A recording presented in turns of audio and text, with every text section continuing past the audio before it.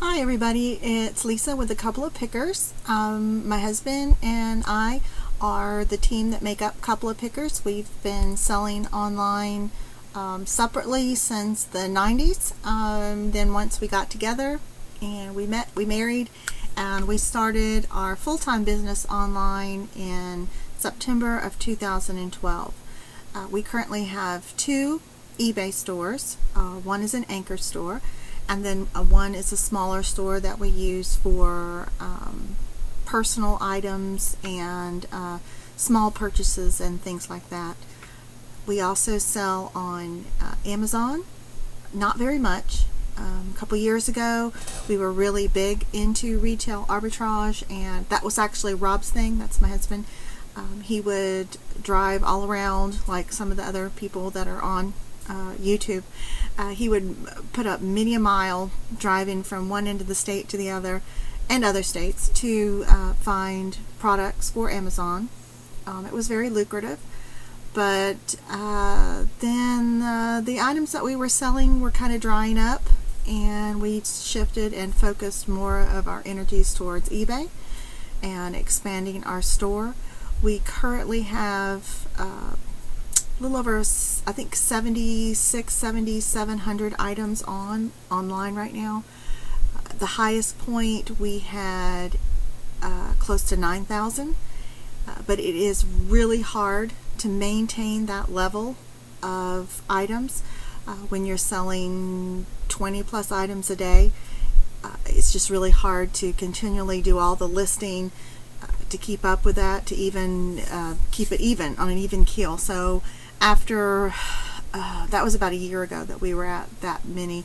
We're currently down, like I said, I think about 7,900, and that takes both of us to keep that done, to keep those going. But we do still have a little bit on Amazon. I got off topic. We do still have a little bit on Amazon.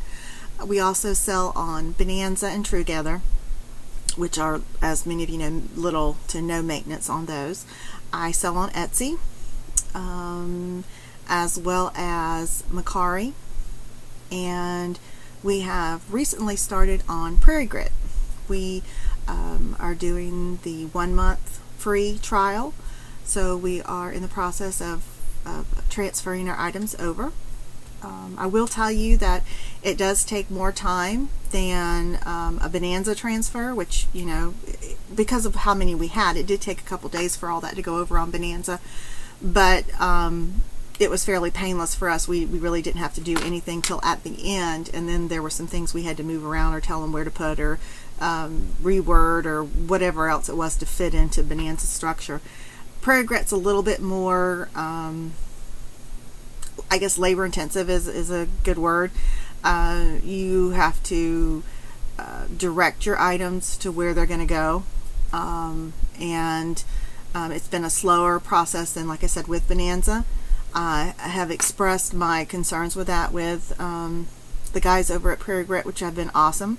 They've been very responsive to any question or comment that I have, even offered to help us transfer things over. In our first month over there, I think we've got close to 6,000 items, and again, that's not transferring all the time. I've stopped and started. It's not like when you just let it go. I've stopped and started it at times, but we've sold over $100 worth of stuff, which is what the price is for the junk drunk, I think, is the level that we're at, because it's unlimited. So we're pretty pleased with it. You know, it's another venue, and we have noticed that if we go into Google and we do search, our item that we have listed on all these platforms, the first one that comes up is PrairieGrit. So that's very encouraging. And that's why it's a little bit slower with the transfer coming over, because their index is much more efficient in getting that information into a format that maximizes it for Google. So in the long run, I think it's going to be a benefit. It just seems like it's taking forever. But again, if you look at our sales for Bonanza, which Bonanza does not utilize that technology, they really have fallen, and I think it has a lot to do with the search. So way to go, PrairieGrit. We're going to continue, I believe, and see how it goes. Anyway, Rob and I, like I said, have been selling full-time since 2012 as our full-time occupation. Before that, we both had jobs outside the home and sold on eBay as part-time for fun or hobby, a little bit of both. We both enjoy going and digging and looking for things and finding hidden treasures and that sort of stuff. So that was one of the things that actually we met up with, that we both had common interest in: yard sales, garage sales, that kind of thing. That kind of thing. We are outlet shoppers. We do enjoy going to the Goodwill outlet where we live. We live in Florida. We're lucky to have several. Well, I actually 1, 2, 3, 4, 5, 6, I think, within 2 hours. We have one actually that's about 30 minutes from us, and then we have the other ones that are hour and a half, 2 hours either way. So we have plenty of opportunities to go to different Goodwill outlets. Some are good, some are bad. Some we went to once and we'll never go back again. We do have other we are patrons, of course, of the local thrift stores, garage sales, estate sales, Craigslist, Facebook, anywhere where we can find an ad or something for sale. If we can go check it out, we will. So I just thought I would introduce ourselves, even though he's not here. He will be here next time. So, and kind of show you some of the things that we look for. We are,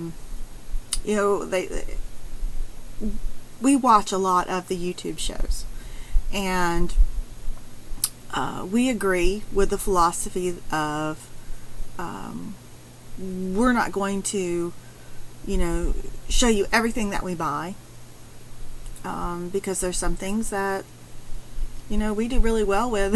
We would kind of like to keep that, our little secret. But, we kind of want to show you what we do. We're definitely real. In fact, that's kind of our store is, real people selling real items, because that's what we are. We don't drop ship. Not to say we have never drop shipped an item. We have, in some instances when, it was legal. We're not doing the stuff that eBay's having a fit about.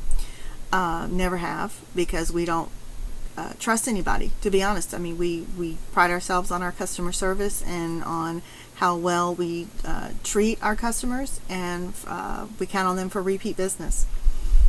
I'm big into craft items, as you can probably see back here. There's, sewing patterns and different odds and ends.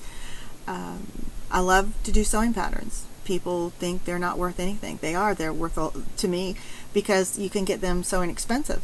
I don't normally buy per pattern. I usually go to a store or a sale and buy the whole lot of them, and I can sort through them, and usually there's one pattern in there that'll pay for everything, and then I can use the other ones, lot them together. Or people also use them for crafts, believe it or not. They use the pattern paper to make crafts out of, and they use the pattern envelopes. So you also have different things that you can use them for. If you're afraid of getting ones that might not have all the pieces, you can always sell those for people that use them for crafts or for other purposes. I'm also a big addict of glass.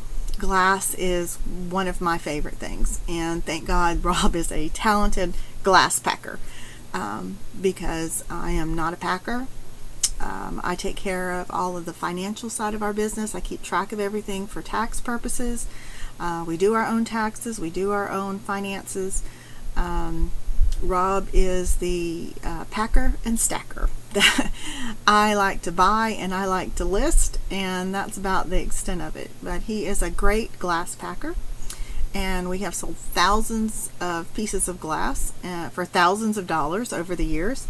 And let's see, I was going to show you something like this little Coors tasting glass. I just have a thing about barware, and anytime I find something that's old that looks cool to me, I think it probably would be something somebody would like. I have a source where I can get glassware like this all day long for 10 cents to a quarter a piece. So, and in fact, our by the pound store, our outlet sells our glass for 29 cents a pound. So something that's this light, that's probably 4 ounces, at 29 cents a pound, it's kind of a no-brainer. This one, anytime I see something and not everything tiki is worth anything. This one, I did buy it. It does say whalers on the back. It is again barware, and I probably can get anywhere from $10 to $20-$25 for it, and I paid a quarter. So that's, and then some of like the other things I like to look for is things that are fire rescue. This is a 50th anniversary of the Mastic Fire Department, which is, I believe it's in Long Island. It's in New York. 1925 to 1975. This fire department is still going strong today. And this glass was done in 1975, so it is definitely very vintage. It's very heavy mug. Again, I paid a quarter for it, but it's got a beautiful amber color, and I think I probably am going to ask 24 to 29, maybe $34 for it. It just depends. Most of our glass we ship it. My shipping is parcel priority, 1 to 2 pounds. Most people always choose parcel. The priority with our eBay discount is the same price. It's usually maybe 10 cents difference. So I will always choose priority so I can insure it. And I've only had 2 things that have broken. Both times they have been priority, and we have filed a claim, and the post office has very promptly sent us a check for the full amount. So I have no problems with my post office or glass. One thing Rob always likes, he likes Bodum. So anytime he finds anything with Bodum, this little, there we go, this little French press, just because it's cute, it's small, and it's bright yellow. So yellow's not my thing, but a lot of people seem to like the colors like this. So that was a good buy on that one. One of my things that I got was depression glass. Love blue glass. It's hard for me to separate from these. I do believe these are reproductions though, but they'll still get a pretty good price on these.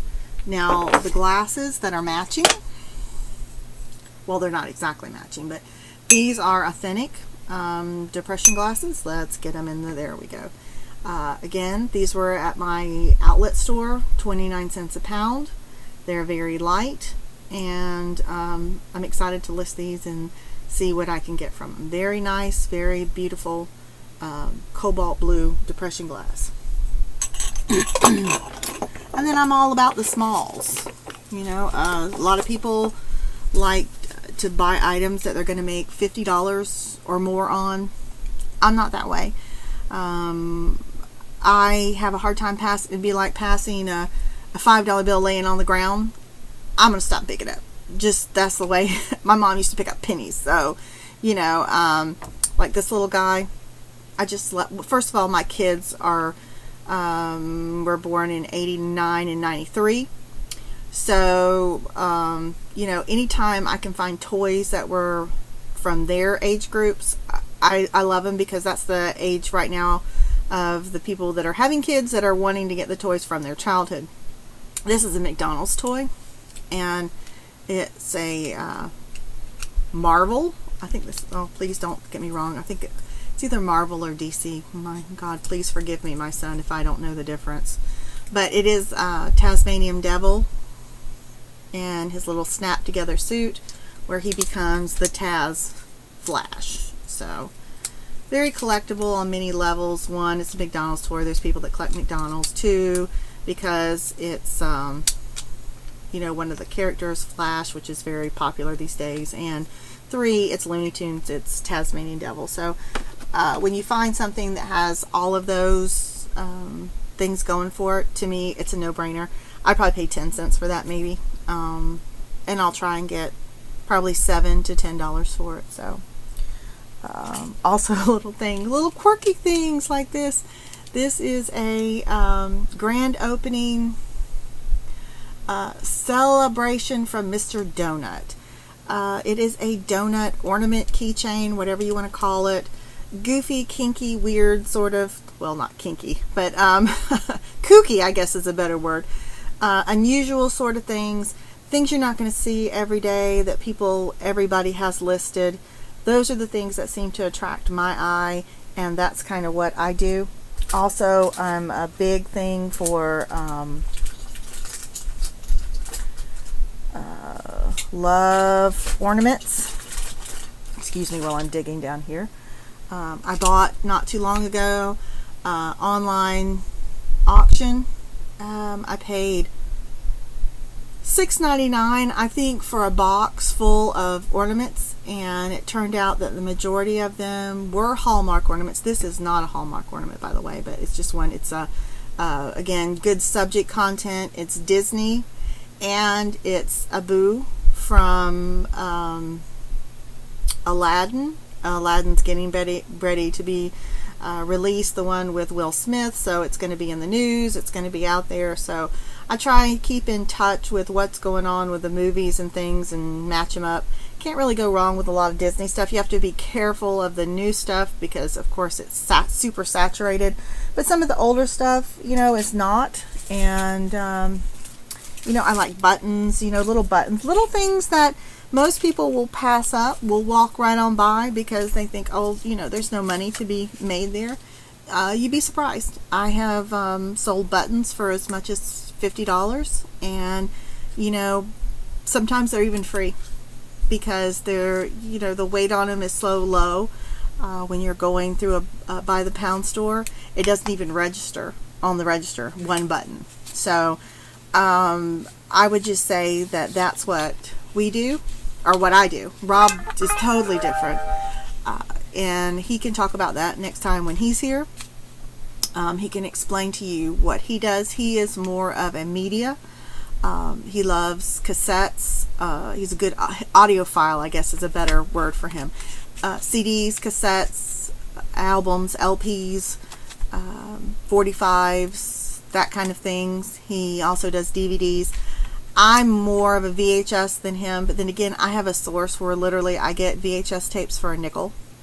And there's not a lot that I sell single. There's not a lot that I sell by themselves as one. I try and lot them together. And it may take a while, but I do have totes that I have things in that are videotapes that are waiting to be lotted up.